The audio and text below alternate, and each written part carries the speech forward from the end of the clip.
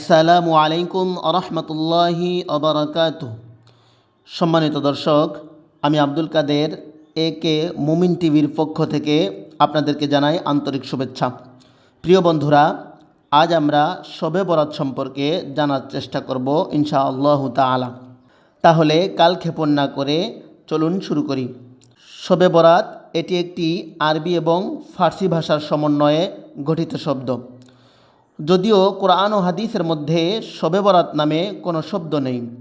হাদিসের মধ্যে যেটা উল্লেখ আছে সেটা হলো লাইলাতুন নিসফি মিন শাবান, অর্থাৎ শাবান মাসের মধ্য রজনী।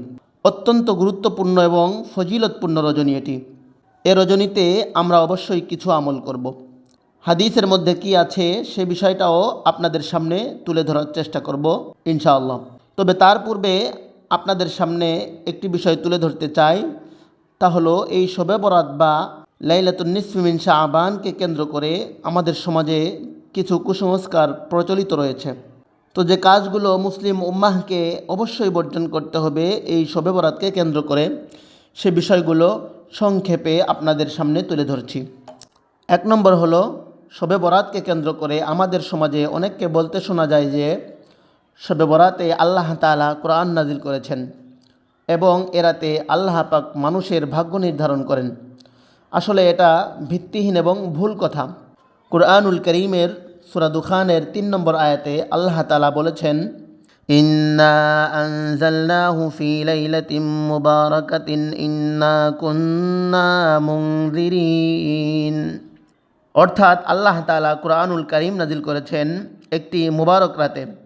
অনেকে এই আয়াতের অপব্যাখ্যা করে বলে থাকেন যে শবে বরাতে আল্লাহ তাআলা কোরআন নাজিল করেছেন, অথচ এই আয়াতের ব্যাখ্যা রয়েছে কোরআনুল কারীমের সূরা বাকারার 185 নম্বর আয়াতে।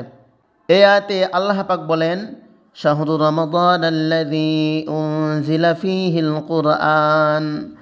আল্লাহ তাআলা কোরআনুল কারীম নাজিল করেছেন রমজান মাসে। এবং সূরা কদরের মধ্যে আরও স্পষ্টভাবে ইরশাদ করেছেন, ইন্না আনজালনাহু ফি লাইলাতিল কদর। আল্লাহ তাআলা কদরের রাতে কোরআন নাজিল করেছেন। সুতরাং এখান থেকে সুস্পষ্টভাবে বোঝা যায় সূরা দুখানের মধ্যে যে রাতের কথা বলেছেন সে রাতটা হলো রমজান মাসের শেষ দশকের কদরের রাত। অতএব এখান থেকে অপব্যাখ্যা করার কোনো সুযোগ নেই যে কোরআনুল কারীম শবে বরাতে নাজিল হয়েছে কিনা। সুতরাং এটা শবে কদরের ফজিলত, শবে কদরের ফজিলত শবে কদরে হবে, আর শবে বরাতের ফজিলত শবে বরাতে হবে। 2 নম্বর কুসংস্কার হলো, এই শবে বরাতকে কেন্দ্র করে হালুয়া রুটি খাওয়ার ভিত্তিহীন রসুম আমাদের সমাজে প্রচলিত রয়েছে। আর এই ভিত্তিহীন রসুমকে সাব্যস্ত করতে অনেকে একটি যুক্তি দাঁড় করে থাকেন। সেটা হলো, উহুদের যুদ্ধে রাসূল করিম সাল্লাল্লাহু আলাইহি ওয়াসাল্লামের দান্দান মুবারক ভেঙে গিয়েছিল, তাই তিনি শক্ত খাবার খেতে পারছিলেন না। তিনার জন্য হালুয়া বানানো হয়েছিল, তিনি রুটি দিয়ে হালুয়া খেয়েছিলেন। অনেকে সেই সুন্নাত পালন করতে গিয়ে শবে বরাতে হালুয়া রুটির আয়োজন করেন।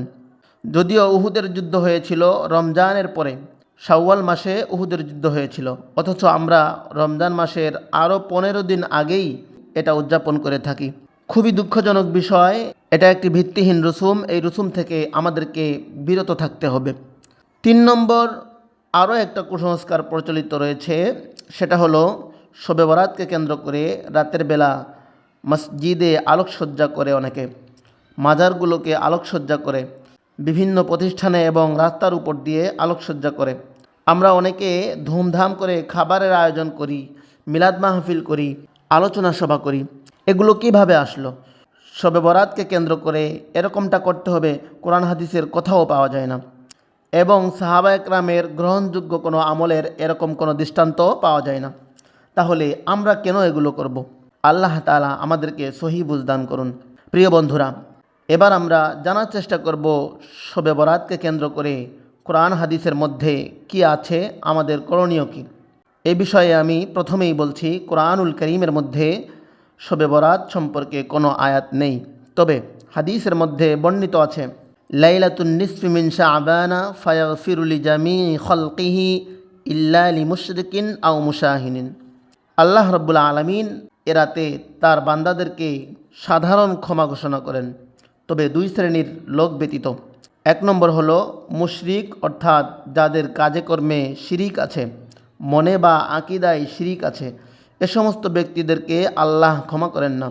দুই নম্বর হলো যাদের মনের মধ্যে হিংসা বিদ্বেষ রয়েছে, অর্থাৎ যারা পিতামাতা, আত্মীয় স্বজন সহ বিভিন্ন ব্যক্তির সাথে বিদ্বেষ পোষণ করে, এই শ্রেণীর ব্যক্তিদেরকে আল্লাহ তাআলা ক্ষমা করেন না। তবে বর্ণনায় বোঝা যায় সেটা হলো অনাকাঙ্ক্ষিত যে সগীরা গুনাহগুলো রয়েছে সেগুলো আল্লাহ পাক ক্ষমা করে দেন।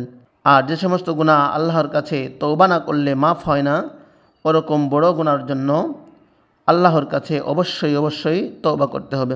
তো এই বর্ণনা থেকে বোঝা যায় যে এই পবিত্র শবে বরাতের রাতে আল্লাহর কাছ থেকে ক্ষমা পেতে হলে আমাদেরকে আল্লাহর দরবারে তওবা ইস্তিগফার করতে হবে এবং নফল ইবাদতের মাধ্যমে আল্লাহর নিকট কান্নাকাটি করে ক্ষমা চাইতে হবে।